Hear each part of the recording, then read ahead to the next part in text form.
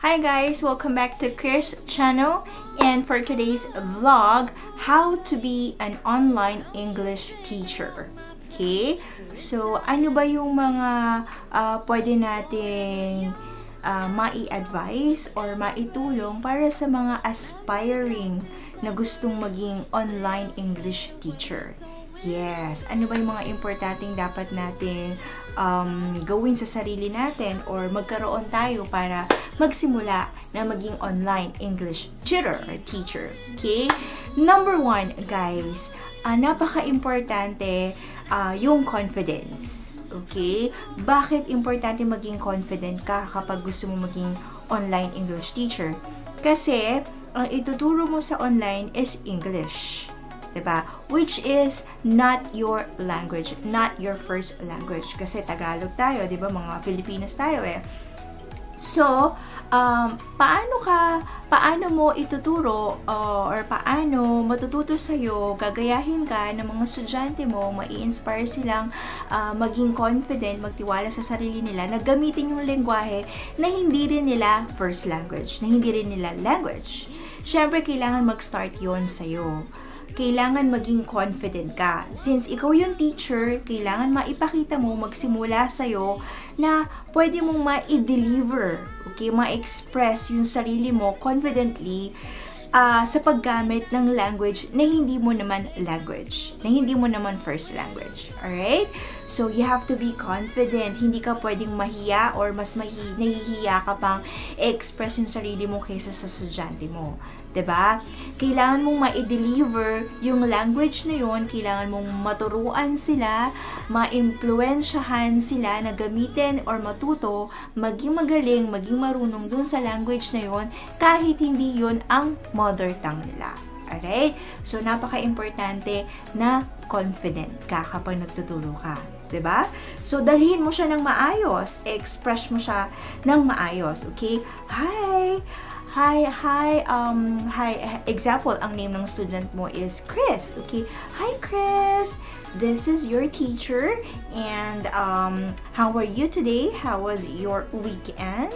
What is your name? Did you eat your breakfast this morning? Mga ganon. So, i-deliver mo siya ng maayos at wag ka nang gumawa ng kung ano-ano pang accent. Okay? Huwag mo siyang masyadong artihan. Just be yourself, confident ka lang, okay? In your neutral accent, yung maiintindihan ka nila, okay? Alright, second is, napaka-importante din, okay? Isa sa mga top na dapat magkaroon ka is yung patience, okay? Kailangan mong maging mapagpasensya kasi dito sa online, iba-iba yung mga magiging estudyante mo. Merong beginner level, merong advanced level, pero not necessarily kapag sinabing advanced is magaling na. Okay? Kaya nga nag-aaral pa rin sila sa'yo mag-English kasi hindi pa rin sila ganun kagaling. Mas advanced lang sila or mas ahead lang sila dun sa mga sinasabi natin beginner na talagang zero knowledge sa English. Okay? So, yun na nga. Meron kang magiging estudyante na bata, may matanda, may mga businesswoman, may mga businessman, may mga mommies, may mga daddies, mga ganyan, at may mga seniors pa. Okay? So, yung mga beginner level, as in wala silang alam. Hindi mo sila maintindihan at hindi ka rin nila maintindihan. Yung mga advanced naman, meron dyan mga parang nagmamagaling na pero nag-aaral pa rin sa'yo. Medyo magkakaroon kayo ng mga hindi rin pagkakaintindihan kasi iba na yung paniniwala niya kasi alam niya nga advanced na siya. So, iba-ibang estudyante, iba-ibang ugali, iba-ibang opinion. Okay, ang mga maririnig mo, iba-ibang level yan, kailangan mo ng pasensya dyan. Okay? Sobrang pasensya, lalo na sa mga zero English pa, yung mga hindi pa nakakaintindi kahit how are you, what is your name, so paano mo sila tuturuan, di ba? Ganito yon para maging mapagpasensya ka. Ilagay mo na lang yung sarili mo sa kanila. Ikaw, hindi mo rin first language ang English, di ba?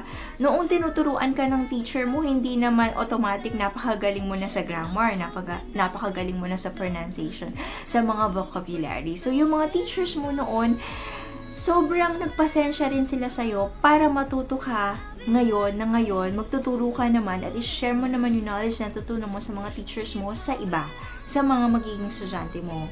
So, diba, ganun lang yon, parang cycle lang, nauulit lang. Pinagpasensyahan ka ng teacher mo, kaya ka natuto.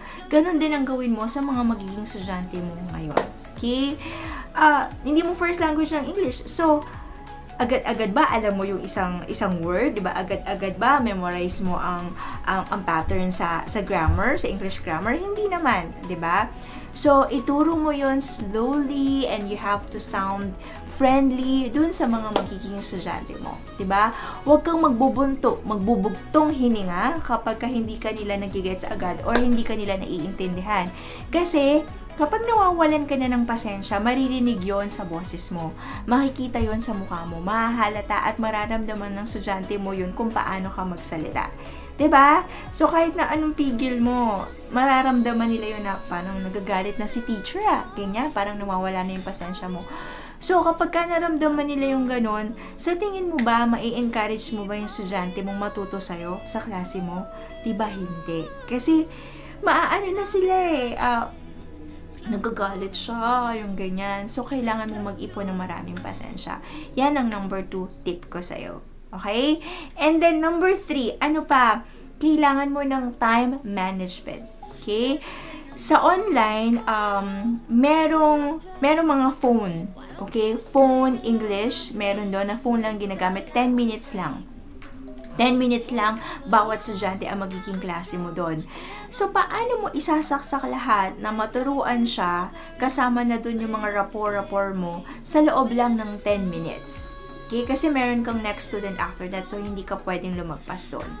So, kailangan marunong kang mag-manage ng time mo kung paano mo siya matuturuan ng English. At the same time, nagkaroon na kayo ng free talking na how are you, how was your weekend, mga ganyan, sa loob lang ng 10 minutes at natuto siya sa'yo. 'Di ba? And yung iba naman na online, 25 minutes per class. And then yung iba is 1 hour per student.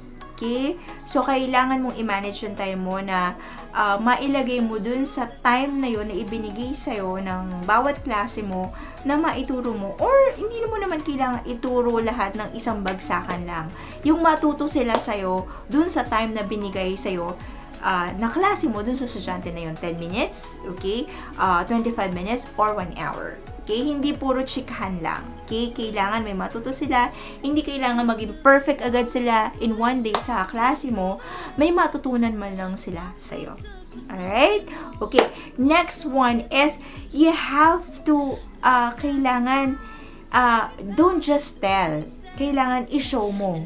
Okay? Sa mga beginners, especially sa mga beginners, wag mo lang sinasabi, I eat ganito. Magbigay ka ng mga materials, mga examples, mga pictures, or even ipakita mo yung ganito. How about this? This is a pen. Okay? Kaya this is a black pen. Mga ganon. How about this one? This is ganito, blah, blah, blah. How about this? So, kailangan mong gumamit ng mga materials. Hindi lang puro salita, I have a pen. Hindi ka nga nila maintindihan, especially yung mga beginners. So, kailangan mong magpakita ng mga examples, either pictures, kahit yung kung meron kang mga toys dyan, kung meron kang board, kung meron kang ibang materials. Alam mo na yung mga teachers, diba? Yung mga teachers mo noon, gumagamit ng mga materials para lang mapatunayan or para mas mag-enjoy ka sa klase mo or para mas hindi ka maging bored sa klase, may mga materials na ginagamit. Sa online, gagawin mo rin yon. So, kailangan mo mag-prepare ng mga materials, okay? Para mas makinig, mas mapaniwala, mas madali nilang magigets kasi hindi nga sila makaintindi, hindi sila ganun kagaling, di ba? Mas madali sila makagigets kung meron kang mga pinapakitang materials or mga examples. Okay? Next tip is you have to kailangan meron kang motivation. Okay? Kung bakit mo to ginagawa. Given na yung kailangan sumweldo ka, syempre, 'di ba? Kailangan mong sumweldo, especially kapag may family ka na pinapakain, may mga anak ka na, 'di ba? Given na 'yon. Pero kung yun lang yung pinaka-motivation mo is kumita ng pera, tuwing swelduhan lang, kinsenas at katapusan ng inaantay mo, is parang mahirap ibigay yung best. Kasi sa haba ng araw, ng kakadakdak mo sa estudyante mo, tapos hindi ka pa nila maintindihan, kung pera lang motivation mo, hindi mo maibibigay yung sarili mo, yung best mo, para matuto sila. So, kailangan magkaroon ka ng maganda-gandang motivation na gusto ko after this, ganyan, after a week, after 3 days, after 5 days, mga ganyan. Yung estudyante na to, may improvement na. I-challenge mo yung sarili mo. Okay? I-challenge mo yung sarili mo na hindi lang sa pera, kaya ka nagtatrabaho. Yun nga sinabi ko, given na yun. Of course, kailangan natin yun. Wala nang libre. Okay? Sa mundong ito. Pero, kailangan bigay mo rin yung sarili mo sa trabaho mo na makatulong ka. Kailangan maging helpful ka rin. Okay? Kailangan, yun nga sabi nila, di ba? Para magtagal ka sa trabaho mo, kailangan mahalin mo ang trabaho mo para mahalin ka rin nito. Okay? Mahalin mo yung mga estudyante mo para mahalin ka rin ng estudyante mo, para magtagal sila sa klase mo, para mas dumami pang estudyante mo. The more students is the more bonuses, mas marami kang pagkakaperahan kung ilalagay mo rin, kung lalagyan mo rin ng pagmamahal yung trabaho mo. 'Di ba? Mas magiging successful ka dito sa gusto mong maging online English teacher. 'Di ba? Next one, perseverance. Ano ba yung perseverance? Okay? Bakit kailangan mo nito dito sa trabaho na ito? Kailangan determinado ka. Diba? Sa lahat naman ng bagay na gagawin natin, kailangan determinado ka. Kasi pag wala ka nun, perseverance, or hindi ka determinadong gawin yung isang bagay, kulang ka sa push. Okay? Wala kang walang magpupush sa'yo, kundi yung sarili mo rin para magtrabaho ka. Para gawin mo yung task na ibinigay sa'yo. Kung ano ba yung responsibilidad mo sa trabaho na to is mag-share ng knowledge, 'di ba? Magturo. So, pag nagtuturo ka, kailangan yung tinuturuan mo may matutunan sa'yo, 'di ba? So, paano mo siya matututunan kung hindi ka determinadong i-push siya na matuto sa klase mo? 'Di ba? So, kailangan mong maging determinado sa isang bagay para ma-impluwensyahan mo rin yung mga estudyante mo, yung mga tuturuan mo, na maging determinado din silang matuto dito sa language na to. Okay? Alright? Okay na tayo dyan. Next one is, kailangan positive ka. Kasi may mga estudyante na magkakaroon ng maling sagot sa'yo kapag tinanong mo. So, huwag mo sasabihin bigla na, that's wrong, you're wrong. It hurts. Masakit yun sa kanila. Meron namang mga words, meron namang mga expressions na pwede mong gamitin para kahit mali sila, hindi naman sila masyadong ma-hurt. Diba? Pwede mong sabihin, you have a good idea, but I think it's better if you're going to ganto, ganyan. So, magbibigay ka ng mga examples para hindi sila masyadong ma-hurt kung sakali mang may mali silang sagot. Diba? At kasi iba-iba ang opinion. So, kung meron silang opinion na sa tingin mo, yung opinion nila medyo sablay, pwede kang magbigay ng opinion sa kanila na hindi mo naman na-hurt yung feelings nila. Kailangan positive. Good idea!